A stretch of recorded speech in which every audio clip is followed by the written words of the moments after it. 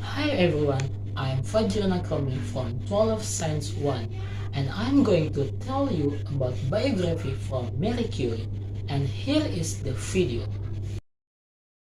Marie Curie, growing up in Warsaw, in Russian-occupied Poland, the young Mary, originally named Maria Sklodowska, was a brilliant student, but she faced some challenging barriers. As a woman, she was barred from pursuing higher education, so in an act of defiance, Mary enrolled in the floating university, a secret institution that provided clandestine education to Polish youth.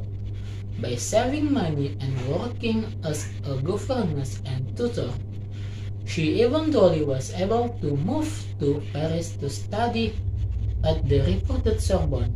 There, Mary earned both a physics and mathematics degree, surviving largely on bread and tea, and sometimes fainting from near starvation. In Paris, Mary met the physicist Pierre Curie, who shared his life and his heart with her, but she longed to be back in Poland. Upon her return to Warsaw, though she found that securing an academic position as a woman remained a challenge. All was not lost. Back in Paris, the lovelorn Pierre was waiting, and the pair quickly married, becoming a formidable scientific team. Another physicist's work sparked Marie Curie's interest. In 1896, Henry Becquerel discovered that uranium spontaneously emitted a mysterious X-ray like radiation that could interact with photographic film. Curie soon found that the element thorium emitted similar radiation.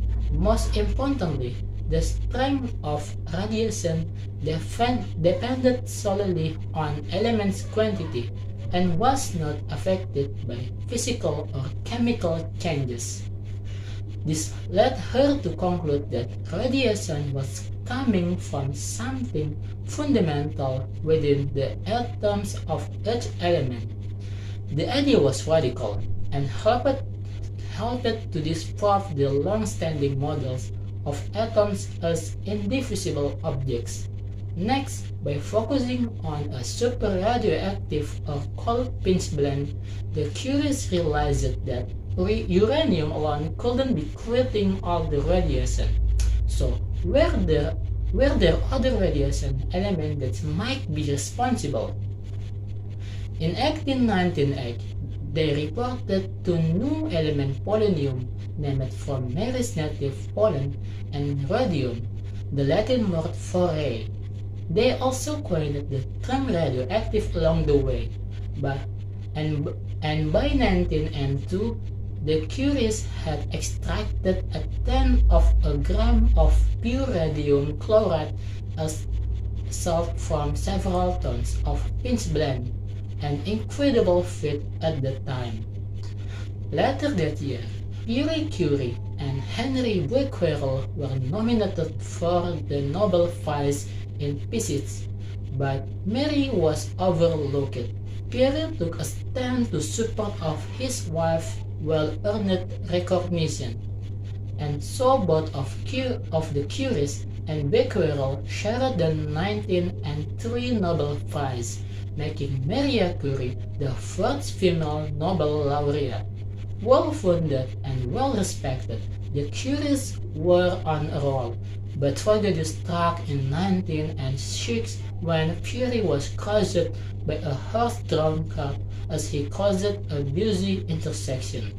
Mary devastated immersed herself in her research and took over Pierre's teaching position at the Sorbonne, becoming the school's first female professor. Her solo work was fruitful. In 1911, she won yet another Nobel, this time in chemistry for her earlier discovery of radium and polonium, and her extraction and analysis of pure radium and its compounds. This made her the first and to this day only person to win Nobel Prizes in two different sciences. Professor Curie put her discoveries to work, changing the landscape of medical research and treatments. She opened mobile radiology units during World War I and investigated radiation's effects on tumors. However, this benefit to humanity may have come at a high personal cost. Curie died in 1934 of bone marrow disease, which many today think was caused by her radiation exposure.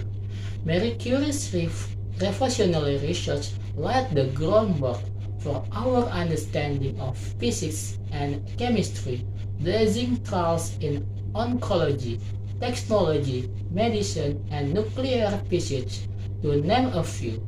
For good or ill, her discoveries in radiation launched a new era, unearthing some of science's greatest secrets.